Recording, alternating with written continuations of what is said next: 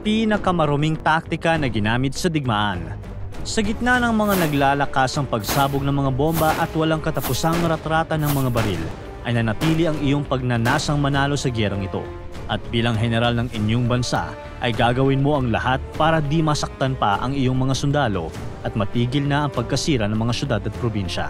Kailangan mong gawin ang lahat kahit nakamuhian ka ng maraming tao.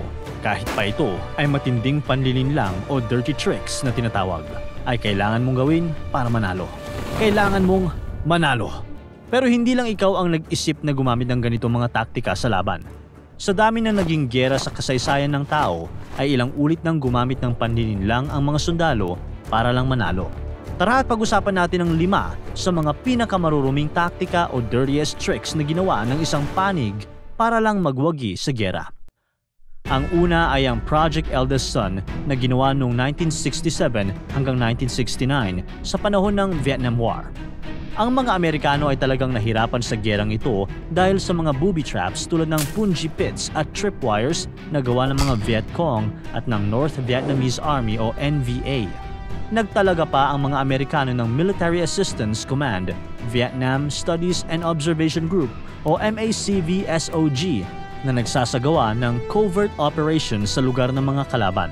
Pero nahirapan din ito sa pagsabotahe ng bala at mga gamit ng mga base military. Pilit nilang pinapasabog ang mga natatagpuan nilang mga gamit ng kalaban, pero ang mga rounds ng bala ay kumakalat lamang at hindi nasisira. Dahil dito, naisip ni Colonel John Singlaob noong 1967 na imbis na pasabugin ang mga rounds ng bala, ay haluan na lang ito ng mga defective na klase na pwedeng sumabog sa mukha ng gumagamit ng baril. Nakuha niya ang ideya na ito mula sa estratehiya ng mga British noong Waziristan Revolt noong 1930s. Ang mga inilalagay ng Amerikano ay mga 7.62mm na rounds na ginagamit sa baril na AK-47. Ang powder charge ng mga balang ito ay pinalitan ng isang sumasabog dahil sa pagtaas ng chamber pressure mula 45,000 PSI hanggang sa 250,000 PSI. Ang ganitong taas na pressure ay hindi kaya ng AK-47 at pwede itong ikasabog sa mukha ng bumabaril. Ito rin ang ginawa nila sa 12.7mm na rounds ng machine guns. Pati nga ang mga mortar rounds ay binago rin. Tinatayang 12,000 cartridges ng mga bala at 2,000 mortar shells ang pinagawa ng mga Amerikano. Hinahalo nila ang mga ganitong klaseng mga bala sa mga lalagyan ng mga Vietnamese. Iniwan din nila ang mga ito sa tabi ng mga namatay na mga kalaban. Isang round lang kada magazine ang pinapalitan nila para hindi makahalata ang mga Vietnamese. Pinagkalat din ng mga Amerikano na depektibo ang mga baril na binibenta ng China sa mga Vietnamese. Nagpalabas pa nga ang mga Amerikano ng mga pekeng dokumento na nagsasabing may mga sira ang mga binibentang armas. Ito ay para masira ang pagtitiwala ng Vietnamese sa mga bansang tulad ng China at mga Eastern Bloc allies na nagsusupply sa kanila ng mga armas. Ngunit noong 1969 ay nalaman ng media ang operasyon na ito at binago ng mga Amerikano ang pangalan nito. Naging Project Italian Green at napalitan muli ng Project Beanpole. Pero sa huli ay inabandona na rin ito. Hindi masabi kung gaano nagtagumpay ang taktika na ito ng mga Amerikano, ngunit ginaya ang ganitong strategiya ng mga pro-Assad forces noong Syrian conflict. Pangalawa sa ating listahan ay ang pagsakop ng mga British ng Tibet noong 1903. Ito ay sa panahon ng The Great Game with Russia. Ito ay ang standoff ng Britain at Russia tungkol sa pagkakaroon ng kontrol sa Central Asia kung saan naroon ang Tibet. Kolonya kasi ng Britain ang India at naisip ng Viceroy na si George Nathaniel Curzon na magkaroon ng mas maayos na kaugnayan sa Tibet para maprotektahan pa ang India sa mga pwedeng gawing atake ng Russia. Ngunit ang Tibet ay isang bansa na nasa pangangalaga ng China at may mga balita na nakikipagtulungan nga ang Tibet sa Russia.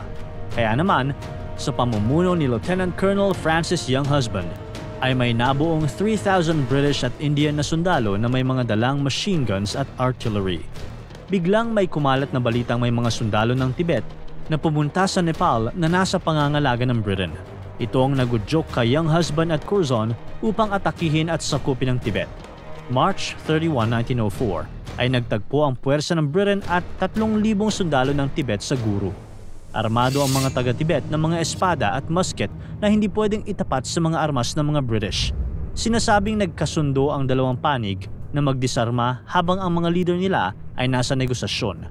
Pero sa oras na ginawa ito ng mga taga-Tibet ay nagpaputok ang mga British at sa loob lamang ng 4 na minuto ay namatayan ng 500 katao ang mga taga-Tibet. Tinawag itong Massacre of Chumik-Shenku at ito ang simula ng pagkatalo ng Tibet.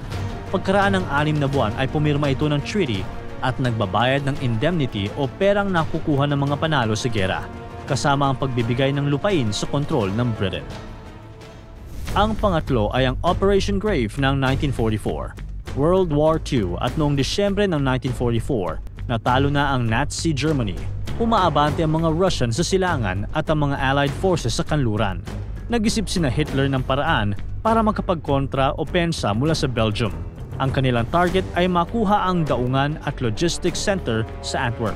Inatasan si SS Obersturmbannführer Otto Skorzeny na magsagawa ng infiltration sa hanay ng mga Allied forces. Sanay na si Skorzeny sa ganitong misyon dahil pinangunahan niya ang pagligtas sa diktador ng Italy na si Benito Mussolini. At noong Oktubre ng 1944 ay inumpisahan na ang pagpaplano ng Operation Grave kung saan magpapanggap ang ilang sundalong German bilang mga Amerikano. Nais ng mga Nazi na makontrol ang isang tulay sa may Meuse River habang gumagawa ng sabotage activities sa hanay ng mga Amerikanong sundalo.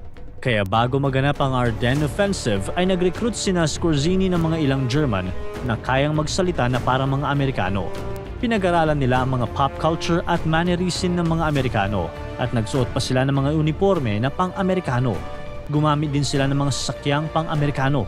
May mga 2,500 na sundalong German ang sumali sa grupong ito na tinawag na 150th Panzer Brigade. Ngunit 400 lang na sundalo ang maaaring makapagsalita ng English at 12 lamang ang magaling sa paggamit nito. Pagamat nag-training ng 6 na linggo, ay di pa rin natanggal ang mga German accent ng mga sundalo. Subalit, sumabak pa rin ang mga German commandos sa kanilang misyon. Nagsagawa sila ng sabotage kung saan sila ay nagpapanggap na kasama ng Allied forces at pinilit nilang sirain ng mga sasakyan at fuel depots pati ang mga linya ng komunikasyon nito.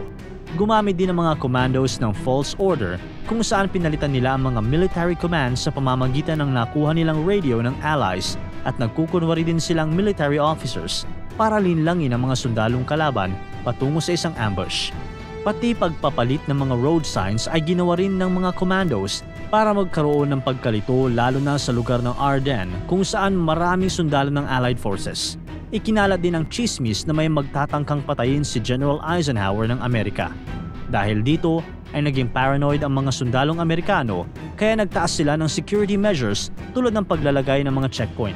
Sa kabila ng mga ito ay hindi pa din naging matagumpay ang Nazi at pagdating ng January 1945 ay tuloy-tuloy na ang pagkatalo nito. Ang pang-apat ay tinawag na Battle of the Marshes 1984. Ito ay ang giyera sa pagitan ng Iran at Iraq na 4 na taon nang nagaganap. Naisipan ng Iran na lumusob sa may Al-Hawize Marsh sa Majnoon. Tinawag itong Operation Khaybar at noong February 15, 1984 ay dumating ang mga sundalong Iranian gamit ang mga speedboat. Pero gumawa ng pangontra ang mga Iraqi tulad ng paggamit ng chemical weapons at isang nakakamanghang estratehiya. Gumamit ang mga Iraqi ng electrical generator na may mga electric cable na umaabot sa tubig ng marshland. Kinagabihan, sa pagsugod ng mga Iranians gamit ang kanilang speedboat, ay papuputukan sila ng artillery ng mga Iraqi. Mapipilitang gumalo ng mga Iranians sa tubig na hanggang dibdib ang lalim. Paaanda rin ng mga Iraqi ang kanilang electrical generator at makokuryente ang mga Iranian. Kinaumagahan ay lumutang ang mga bangkay ng mga sundalong ito. Ngunit sa huli ay nagawa pa ring masakop ng Iran ang Hawize Marshes pero ang pagpunta nila sa Basra ay napigilan. Nanalo ang Iran pero sa pinsalang naranasan nila ay masasabing hindi naman ito sulit. Ang panglima at huli sa ating listahan ay ang Battle of Pelusium noong 525 BC. Ito ay sa pagitan ng Persia ni Haring Cambyses II at ng Egypt ni Pharaoh Psamtik III. Sa gerang ito ay ginamit ng Persia ang paniniwala ng mga Egyptians laban sa kanila. Ang mga Egyptians kasi ay may mataas na pagtingin sa mga hayop tulad ng pusa, aso, baka, lawin, gazelle, baboon at ibis. Ginagawa pa nilang alaga ang mga ito at tinuturing ng kapamilya. Naniniwala sila na ito ay inaalagaan ng kanilang mga Diyos at Diyosa. Idagdag pa na ang mga ilan sa mga Diyos at Diyosa nila ay may mga mukha na katulad ng mga banal na hayop. Tulad na lang ni Bastet na may mukha ng pusa, si Anubis na may mukha ng aso, si Horus na may mukha ng lawin at si Thoth na may mukha ng ibis. Sabi pa ni Herodotus na maaaring maparusahan ng kamatayan ng sinumang makasakit o makapatay sa mga hayop na ito sa kahit anong sitwasyon, maging ito ay aksidente. Kapag nga ang isang pusa ay namatay, ito ay pinagluluksaan at ginagawa pang mummy.